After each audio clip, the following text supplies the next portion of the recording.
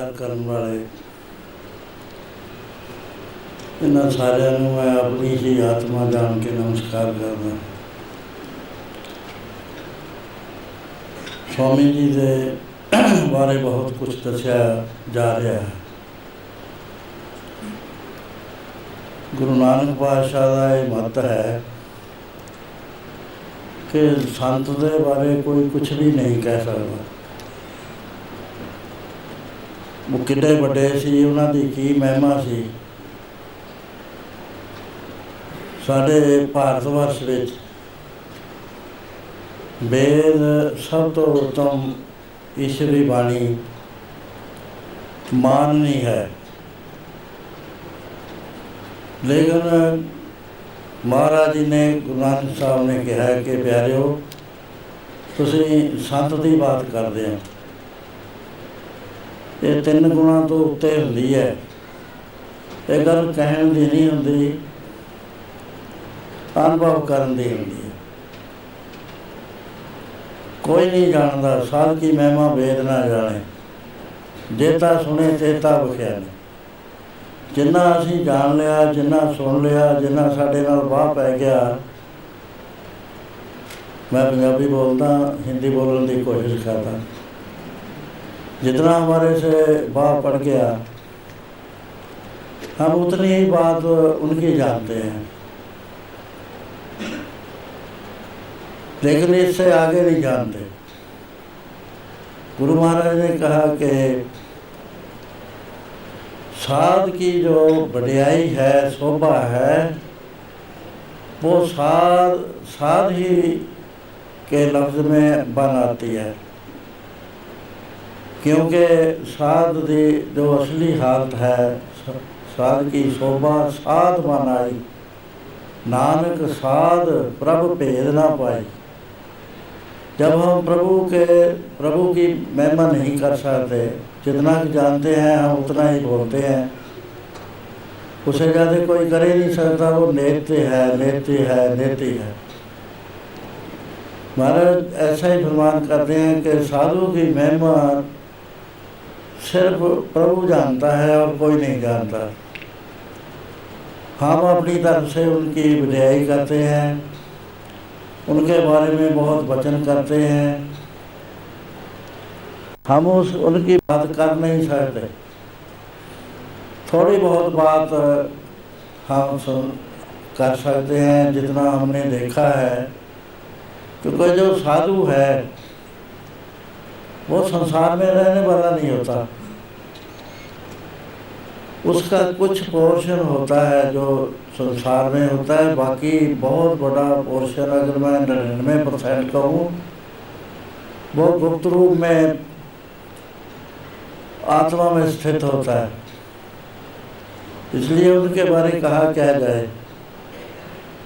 दूसरा है, साधु कभी भी ये नहीं कहते कि मैंने किया। जब भी आप बात करेंगे तो उनकी बात ये होगी कि इस शरीर से कराया गया है। जो कुछ हो रहा है आप भी देख रहे हैं, मैं भी देख रहा हूँ। दूसरी बात यह है कि साधु जो होता है वो कभी मरता नहीं है, ना कभी कहीं जाता है। बाकी लोग सब जाते हैं, हम लोग सब जाएंगे कर्मों के हिसाब से। कोई स्वर्ग में जाएगा, कोई गंधर्व लोक में जाएगा, कोई देव गंधर्व लोक में, कोई इंद्र लोक में, कोई स्वर्ग लोक में, पितर लोक में, कर्ण देव लोक में, जान देव लोक में, प्रजापति वर्ण लोक और शिव लोक वैकुंठ धाम में जाएगा। हम जाएंगे और आएंगे, लेकिन जो साधु होता है वो जाता नहीं कहीं भी। इस बात को ही समझना जो है ना बड़ा मुश्किल है। अभी साधु जाता क्यों नहीं? साधु मैं पहले बता चुका हूँ कि जो साधु होता है उसका और प्रभु का कोई फर्क नहीं होता। वो प्रभु ही होता है उस स्वरूप में। देखने को हम कहते हैं भी ये वेद भारती जी हैं, ये स्वामी जी हैं, ये फलां हैं, ऐसी बात है नहीं। जिनको नहीं पता वो हिस्ट्री भी लिखेंगे, उनकी बात भी करेंगे। महाराज कहते हैं कि वो ब्रह्म ज्ञानी साध जीव है, नहीं मरता। जो मरता ही है नहीं है, फिर उसकी गैरहाजिरी तो हुई ना। दो हिस्से होते हैं। अगर आपने स्वामी जी के दर्शन करने हैं आप बड़े आराम से कर सकते हो। पहले उनके दर्शन बहुत छोटे थे, आज उनके जो अगर आप दर्शन करना चाहते हो, हर जो भी, मैं भी हूँ, आप भी हूँ, हम दो, हमारे दो हिस्से हैं बड़े ज़बरदस्त। एक तो जो आपको नजर आ रहा है वो 5 तत्वों का बना हुआ, 25 प्रकृतियों का बना हुआ एक बहुत ही आलीशान इंस्ट्रूमेंट है जिसको हम बॉडी बोलते हैं।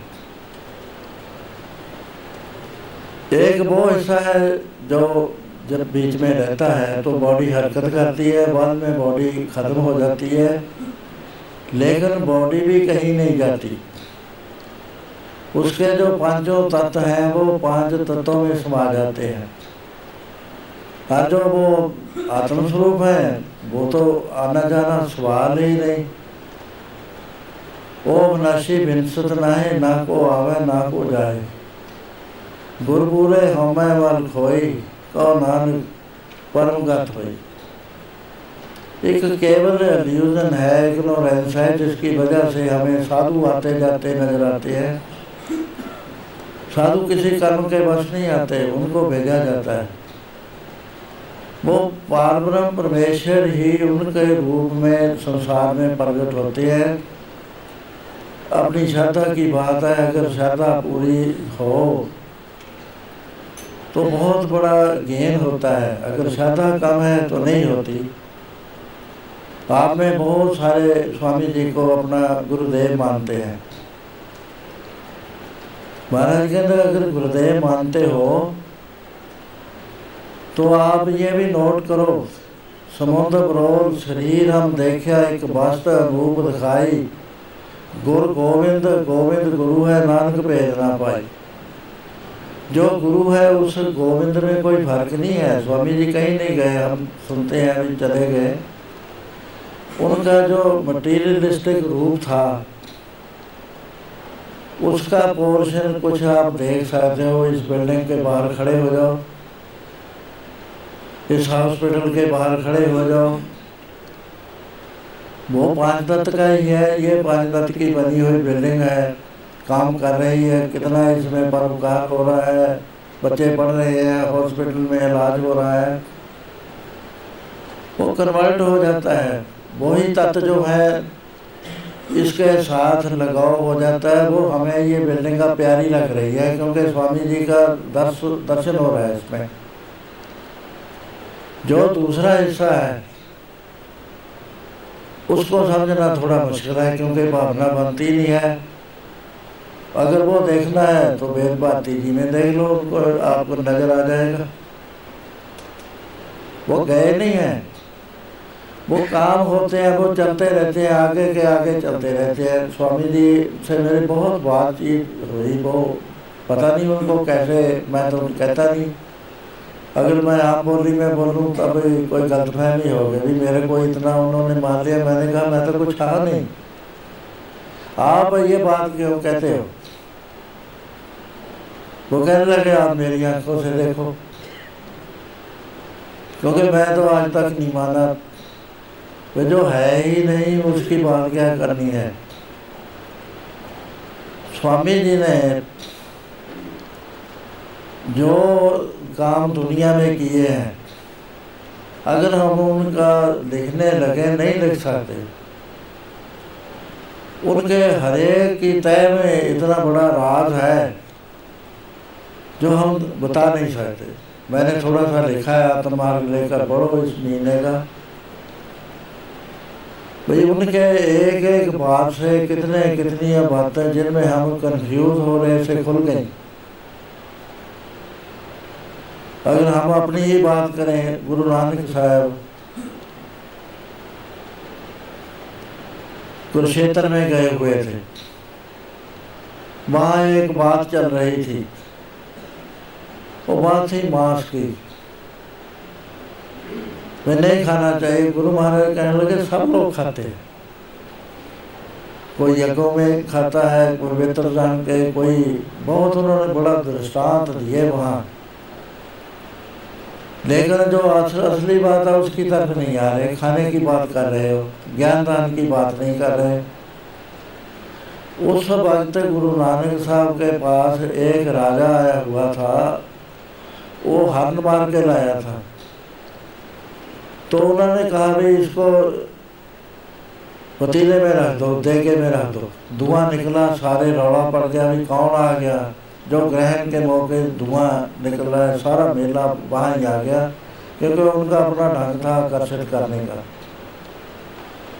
तो जब बातचीत हुई उस वेले सबसे श्रोमणी जो विद्वान था उसका नाम नानू था। वो कहता था मैं ही हूँ नानक जो कलयुग के आधार के दिया है। लेकिन जब बात हुई उनकी, उसको मानना पड़ा, वो कन्विंस हो गया। तो गुरु नानक ने कहा भाई लंगर तैयार है, खाना खा कर जाओ। कहते हम तो वेजिटेरियन हैं।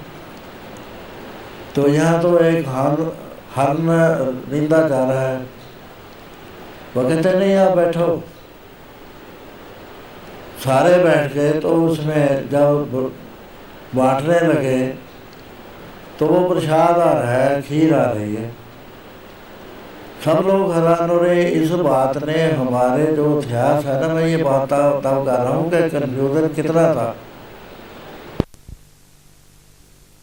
जो बना था वही दिया, उस खीर कैसे बन गई, ये कन्फ्यूजन था हमारे माइंड में। दूसरा, जब गुरु नानक साहब ने टेस्ट लिया तो 20,000 उस वक्त उनके पास थे। वो सब अकेला अकेला होकर चलते रहे, 2 रह गए। वो दोनों को पूछा भी आप क्यों नहीं जा रहे। वो कहने लगे कि साहब जिसकी कोई जगह थी वो चला गया, जिसके लिए आपके चरणों के बगैर जगह ही नहीं संसार में, वो कहाँ जाए। तो कहते वो सामने देखो क्या पड़ा है। कहने लगे मुर्दा है। कहते इसको खाओ। पास चले गए। कहते खड़े क्यों, खाते क्यों नहीं। कहते आज्ञा करो किस तरफ से खाएं। कहते सिर की तरफ से खाओ। गुरु अंगद साहब सिर की तरफ पहुंच गए। जब उन्होंने उठाया वहाँ ना कोई मुर्दा और वहाँ प्रसाद था। ये 2 बातें बड़ा भारी कन्फ्यूजन था हमारे इतिहास में, जो किसी तरह से भी हल नहीं से हो रहा।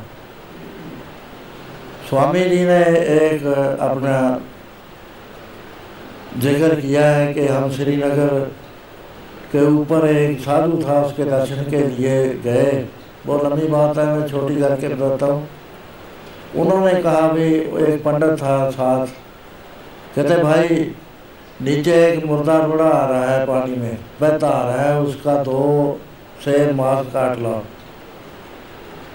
वो नया बनाने लगे। स्वामी जी कहने लगे कि संतो हम तो वेजिटेरियन है। कहते मैं आपको क्या खिला रहा हूँ, वेजिटेबल ही दूंगा। तो उसके बाद जब खाना तैयार हो गया, कहते स्वामी जी जब आप आ रहे थे श्रीनगर से 6 मील पीछे, उस वेले आपके मन में एक संकल्प आया था कि रसगुल्ले नहीं कभी खाए। वो आप रसगुल्ले अब खा लो। हम दोनों आपस में कहने लगे। उस ब्राह्मण को मैंने कहा पता नहीं इसने हमें हिप्नोटाइज कर दिया। वो जब ही बोल पड़ा, कहता मैंने हिप्नोटाइज नहीं आपको किया। कहते रसगुल्ले खिलाए। वो ब्राह्मण चला गया। तो उसने गांव में भी जाके बांटे। मैं रात को ठहर गया। मैं उनको पूछा भी ये बात हमें समझाओ अच्छी तरह से क्या है। वो कहने लगे मैं अथर्वण वेद का स्टूडेंट हूँ, मैं डॉक्टरेट किया संस्कृत में, और मैंने ये देख लिया कि बेसिक एलिमेंट्स जो हैं वो किस तरह से चेंज किए जा सकते हैं। क्योंकि संतों के बारे में आम कहानियाँ हैं कि उन्होंने नज़र भर के देखा, कहा ये मिट्टी का ढेला उठा लो। वो मिट्टी का ढेला उठाया तो वो सोने का था। वो कैसे उसके बेसिक एलिमेंट्स बदल गए, इन बातों पर यकीन नहीं करते थे पढ़े लिखे। और हमारे पास एक बड़ा भारी संकट बना हुआ था। तो स्वामी जी ने रात को पूछा भी स्वामी जी ये क्या बात है। वो कहते मैंने अथर्वण वेद की खोज की है, उसमें वो बातें हैं जिसमें हम एलिमेंट्स, बेसिक एलिमेंट्स बदला सकते हैं। तो मैं 20 साल में ये बात की प्राप्ति की है। हिंदुस्तान में सिर्फ हम 3 हैं अब जिनके पास ये विद्या है। स्वामी जी को कहने लगे कि आप ये मेरे से सीख लो। कहते 20 साल कौन खराब करेगा, उसका असर क्या हुआ? हमारे मन में जो था तर्क, भाई वो हरण का मांस कैसे खीर बन गया, वो मुर्दा कैसे कन्वर्ट हो गया, प्रसाद बन गया, और स्वामी जी के एक लेख से सबके मनों में से निकल गया कि हाँ ये बात हो सकती है। उनकी छोटी छोटी बातें हैं, लेकिन उनका असर कितना पड़ रहा है उनके बारे में लिखा नहीं जा सकता। सो स्वामी जी के बारे में जो मेरी भावना है कि वो गए नहीं हैं, वो आप में ही है, सब में। रूहानी तौर से कोई गाइडेंस लेनी है, वेद भारती जी से ले लो। अगर डॉक्टर में देखना है तो डॉक्टर लोग उनकी प्रेरणा से ही काम कर रहे हैं। दूसरी जितनी सोसाइटी है उनकी प्रेरणा से काम कर रही है। एक विजिबल होता है कि इनविजिबल होता है। स्वामी जी आपके साथ हैं, ऐसे निश्चय में रहो। क्यों उनसे ताल्लुक क्यों तोड़ते हो? ये कहते हो भी वो चले गए, कहाँ गए? कहीं भी नहीं गए, वो आपके बीच में है, आपको प्रेरणा दे रहे हैं। ये जो कट हुआ है ये भी उनकी ही प्रेरणा है। सो ऐसी भावना से अगर यहाँ काम चलेगा तो स्वामी जी बीच में आएंगे। अगर उनसे रिश्ता टूट गया तो मैं आ जाएगी। जहाँ मैं आ जाए वहाँ हम उसको ईगो तो नहीं कहते, ईगो तो एक मान होता है और किस्म का। ये हमें कहते हैं जिसका इंग्लिश में कोई वर्ड नहीं है। जब वो आती है वो काम क्या करती है, वो तोड़ देती है, गुरु से भी तोड़ देती है, परमेश्वर से भी तोड़ देती है। वो इंडिविजुअल हो जाता है, एक से अनेकता में कन्वर्ट हो जाता है, फिर नहीं काम चलता। जब तो आप उनको हर वक्त हाजिर देखेंगे, अपने इर्द गिर्द देखेंगे, ऐसे निश्चय में आओगे तो स्वामी जी ही काम करते आपको नजर आएंगे, दूसरा नहीं आता। जब आप कहेंगे कि मैं कर रहा हूँ, फिर स्वामी जी नहीं आएंगे, फिर आप ही करेंगे। उसमें क्या होगा? उसमें वो हमें आने से अलहदगी आ जाती है। अलहदगी आने से आपस में कंपटीशन चल पड़ता है। एक दूसरे से कोई प्यार करता है, वो कहते हैं इनका ग्रुप बन गया, दूसरा दूसरी तरह से चलेगा, क्योंकि वो होया गया, एक परछावा आ गया, एक गलत चीज़ आ गई। गुरु और शिष्य में जब ये चीज़ आ जाती है तो गुरु की जो शक्ति निरंतर प्रवाह चल रहा है शिष्य में, वो टूट जाया करता है। सो स्वामी जी ने जो बहुत बड़ा उपकार किया है दुनिया पर, उनमें से जो ना भूलने वाला है वो यह है कि आप जब रतवाड़ा साहब आए तो मेरे से बातचीत हुई। वो लेक्चर दे रहे थे, ये कहते हैं मल्होत्रा साहब के 2 लाख सुन रहे थे, क्योंकि 1000 फुट लंबा 350 फुट चौड़ा पंडाल था, 7 लगता ही 300 फुट लंबा, 180 फुट चौड़ा लंगर का पंडाल था। उसके बाद बहुत सारी जगह थी, 2 मील का रास्ता भरा हुआ था, 2 मील तक लाउड स्पीकर लगे हुए थे ताकि एक अक्षर भी ऐसा ना रह जाए कोई आदमी सुन ना सके। पिन ड्रॉप साइलेंस थी इतनी होते हुए। तो स्वामी जी बोल रहे थे, उनका कितना प्यार था संगतों में वो मैं बता नहीं सकता। जब मेरे साथ वो बोलने के बाद चले तो पूरा 1 लाख आदमी उठ के खड़ा हो गया उनके दर्शनों के लिए। स्टेज वाले कहते ही रह गए, नहीं ऐसे नहीं, बैठे रहो, कोई बिना बैठे सब उनके दर्शन करें।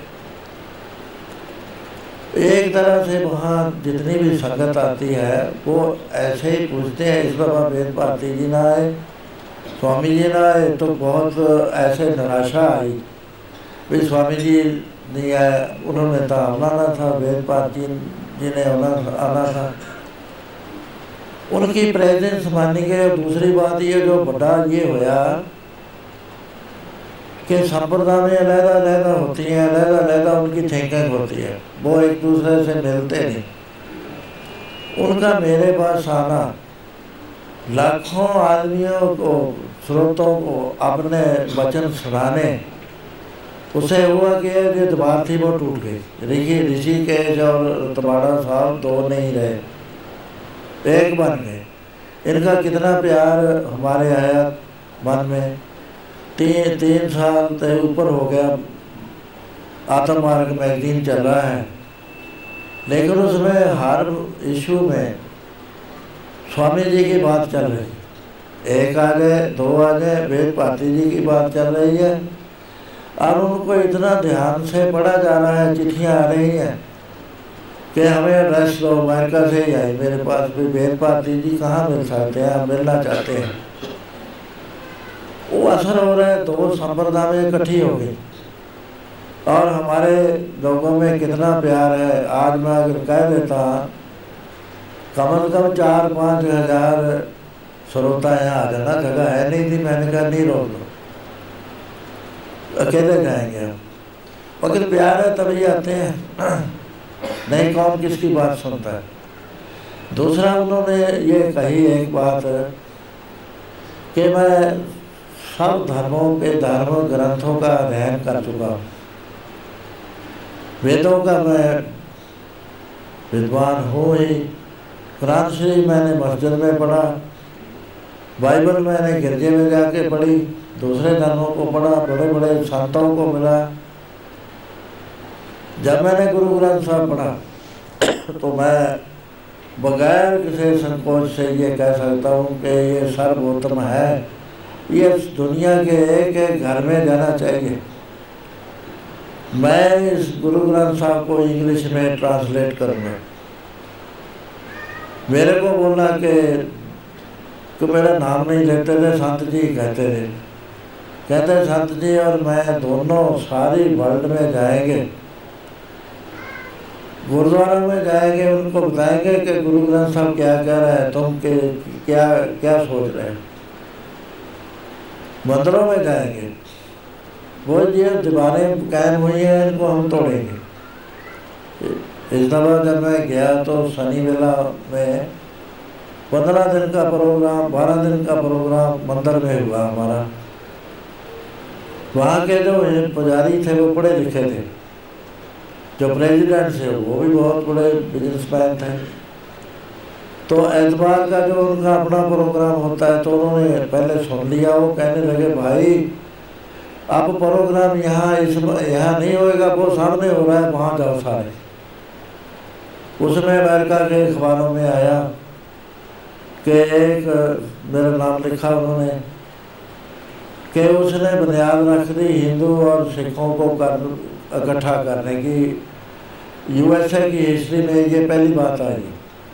स्वामी जी नहीं चाहते थे, जो कहते थे जब तालीम एक है, बोली का फर्क क्या होता है, तो हम दुनिया को समझाएं।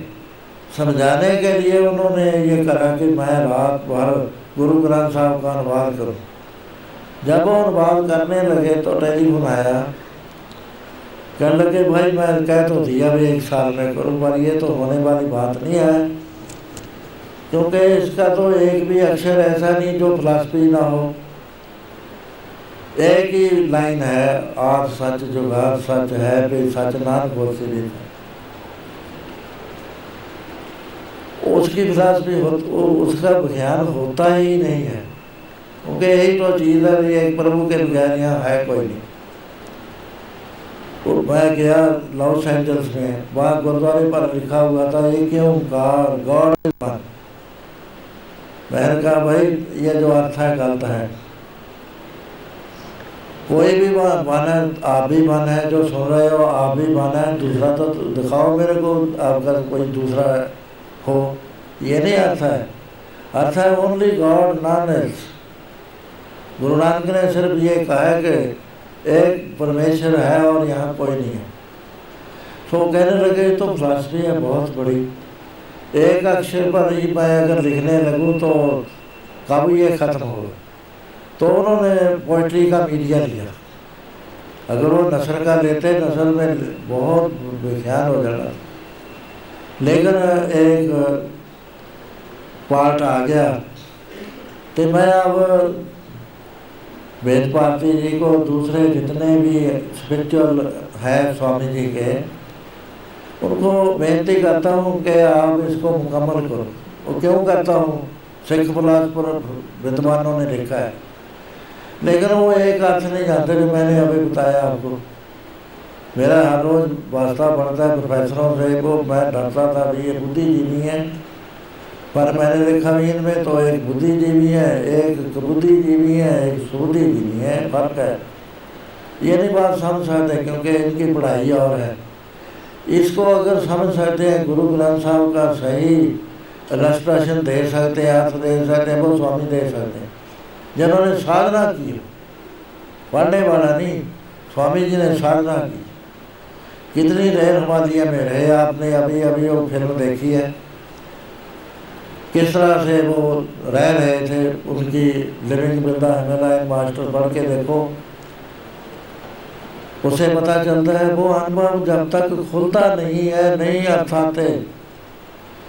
वो मैं कहता था स्वामी जी अकेले हैं इस जगह जो सही अर्थ कर सकते हैं गुरु ग्रंथ साहब के, दूसरों को नहीं आते क्योंकि उनका अनुभव नहीं है। सो वो बात है, मैं बेनती ही करता हूँ कि इसको पूरा करो, टाइम दो। उनका जो ख्याल था कि ये गुरु ग्रंथ साहब इंग्लिश में आ गए तो फिर सब दुनिया भर की बोलियों में हम कराएंगे, इसको जगह जगह भेजेंगे ताकि जो भारतीय फिलासफी है लेटेस्ट उसके बारे दुनिया को ज्ञान हो।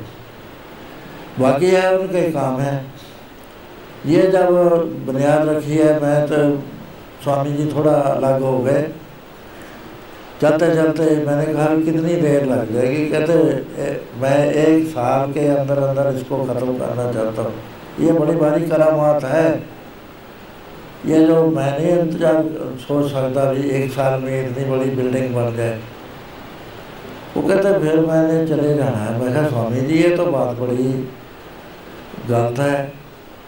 मैं कहा आपके अभी प्रोग्राम बहुत है, आप तो पंजाब में इंजीनियरिंग सिटी बनाना चाहते हो 3000 एकड़ में, वहाँ 252 फैकल्टी के इंजीनियरिंग के करना चाहते हैं, ये बना रहे हो, इसके आगे आपने और बनाना है।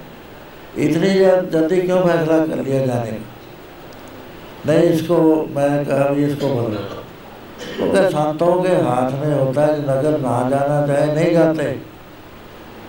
महाराज कहते हैं गुरमुख आवे जाए संग, जिसको गुरमुख पदवी ब्रह्म ज्ञान की पदवी, जिसको जो रियलाइजेशन में कोई शक नहीं रखता, अपना आप त्याग के प्रभु का रूप हो गया, उसको बहुत नहीं कोई भी चीज़ होती, वो ना जाना चाहे नहीं जाता।